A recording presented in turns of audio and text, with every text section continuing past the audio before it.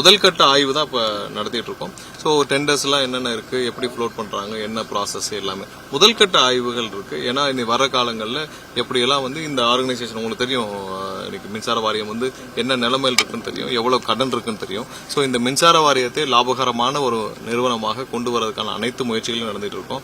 இதுவரைக்கும் இருந்த பழைய திமுக அரசுல பல இடங்கள்ல முறைகேடுகள், விதிமீறல்கள் நடந்திருக்கு. ஸோ அதுல நிறைய சிபிஐக்கெல்லாம் இன்னைக்கு ஹேண்ட் ஓவர் பண்ணப்பட்டிருக்கு.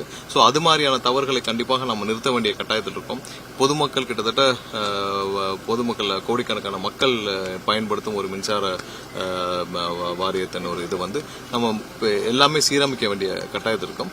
கண்டிப்பாக நம்ம முதல்வருடைய உத்தரவின் பேர்ல முழுவதுமாக மின்சார வாரியத்தை சீரமைத்து இது ஒரு புத்துணர்ச்சி கொடுக்கறதுக்கான முயற்சிகளை இறங்கியிருக்கோம். சார், இப்ப 2 மாசத்துக்கு ஒருக்கா மின் கட்டணம் வசூலிக்கப்படுது. இது 1 மாசமா ஆக்கணும், மாசம் ஒரு முறை வாங்கணும்னு சொல்லி ஒரு நீண்ட கால கோரிக்கையா இருக்கு. இது உங்களால முன்னெடுக்க முடியுமா, இல்ல இந்த மாதிரி இல்ல? இதுல ஒரு விஷயம் என்னன்னா, கண்டிப்பாக ஊழியர் பற்றாக்குறை இருக்கு, பெரிய அளவில் ஊழியர் பற்றாக்குறை இருக்கு. இத்தனை வருஷமாக இதுல வெறும் செலவினங்கள் மட்டும் தான் காட்டப்பட்டு வந்திருக்கு. ஊழியர்களை இன்க்ரீஸ் பண்றதுக்கான எந்த நடவடிக்கை எடுக்கப்படவில்லை. ஏன்னா இன்னைக்கு 15 வருஷத்துக்கு முன்னாடி எவ்வளவு ஊழியர்கள் இருந்தாங்களோ அதை விட கம்மியா தான் இருக்கிறாங்க. ஸோ ஊழியர்களை அதிகப்படுத்தி விட்டு தான் நம்ம இதை பண்ணணும். ஏன்னா மீட்டருக்கு போய் கணக்கு எடுக்கணும் இல்லையா, ஒவ்வொரு இடத்துல போய் கணக்கு எடுக்க வேண்டிய பட்டாயம் இருக்கும். ஸோ இதெல்லாம் கண்டிப்பா பொதுமக்கள் பயன்பாடுக்கு, பொதுமக்களுக்கு என்ன நியாயமாக போய் சேரணும், பொதுமக்களுக்கு எவ்வளவு பயன்பட முடியுமோ அதை நோக்கி தான் இந்த நிறுவனம் நகர்மே தவிர்த்து எல்லாத்தையும் சீரமைச்ச பிறகு கண்டிப்பாக அனைத்தும் பொதுமக்களுக்கான பொதுமக்கள் பயன்படும் வகையில் எல்லாம் மாற்றம். 200 யூனிட் ஃப்ரீன்னு சொல்லியிருக்காங்க. அப்ப அந்த 200 யூனிட் மாசம் ஒரு முறை வரும்போது அவங்களுக்கு மக்களுக்கு அது பயனுள்ளதா இருக்கும். இப்ப 2 மாசத்துக்கு ஒரு வரும்போது அது எந்த அளவுக்கு பயனுள்ளதா இருக்கும்? இல்ல, அதுக்கு தக்கனதானே இப்ப நம்ம போட்டிருக்கோம். ஆல்ரெடி 10ஆம் தேதியிலிருந்து அந்த ஆர்டர் பப்ளிஷ் ஆயிடுச்சு. ஸோ என்ன வாக்குறுதிகள் கொடுக்கப்பட்டதோ அது நிறைவேற்றப்பட்டிருக்கு. இந்த மாத கணக்கீடு கண்டிப்பாக இதெல்லாம் ஊழியர்கள் பற்றாக்குறை நம்ம நிவர்த்தி செஞ்ச பிறகுதான் அதற்கான முயற்சிகள் எடுக்க முடியும். ஏன்னா போய் கணக்கீடு பணிகள் செய்யணும்ல, போய் மீட்டர் கணக்கீடு பணிகள் செய்யறதுக்கான ஊழியர்கள் பற்றாக்குறை கண்டிப்பா இருக்கு. ஸோ முன்னாடி இருந்த காலகட்டத்தை விட கம்மியான ஊழியர்கள் தான் இருக்கிறாங்க.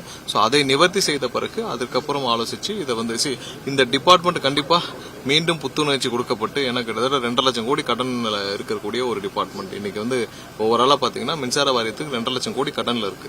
ஸோ இந்த முழுமையாக இந்த மின்சார வாரியத்தை சீரமைச்சு இதை முற்றிலும் லாபகரமாக ஒரு நிறுவனமாக மாற்றி இதை முற்றிலும் மக்கள் பயனடையும் வகையில் மாற்றக்கூடிய அனைத்து சாத்தியக்கூறுகளும் இருக்கு.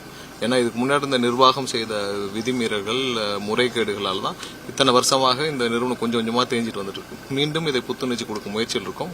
முடிஞ்ச பிறகு அனைத்தும் பொதுமக்கள் எவ்வளவு தூரம் பயனடைய முடியுமோ அதுக்காக அனைத்து சாத்தியக்கூறுகளும் ஆராய்ந்து எடுக்கப்படும். இப்பயே 10ஆம் தேதியிலிருந்து ஆர்டர் பாஸ் ஆயிடுச்சு.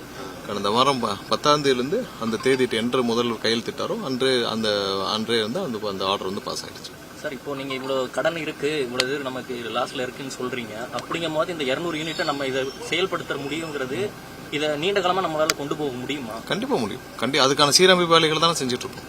இதை கண்டிப்பாக சீரமைச்சால் கண்டிப்பா முதல்வர் முதல்ல எங்களுடைய தேர்தல் வாக்குறுதியிலே சொல்லியிருப்பார், இருக்கிற கரப்ஷனையும் இருக்கிற முறைகேடுகளையும் இருக்கிற எங்கெங்கெல்லாம் கையாடல் இருக்குதோ அதை தவிர்த்தாலே போதும் கண்டிப்பாக அனைத்து துறைகளும் சீரமைக்கப்படும் சொல்லிட்டு எங்களுடைய தேர்தல் வாக்குறுதியில கொடுக்கறப்ப முதல்வர் சொல்லியிருப்பார். ஸோ அதுல இருந்து ஆரம்பிக்கிறோம். கண்டிப்பாக எங்கேயுமே லஞ்ச லாவணை மற்றும் லஞ்சங்கள் இருக்கிற முறைகேடுகள் குறைந்தாலும் இன்று எல்லா அரசு துறைகளும் சீரமைக்க புத்துணர்ச்சி படும். ஸோ அந்த முயற்சியை தான் முழு மூச்சில் செஞ்சுட்டு வரோம். கண்டிப்பா அது நல்லபடியாக நடக்கும்.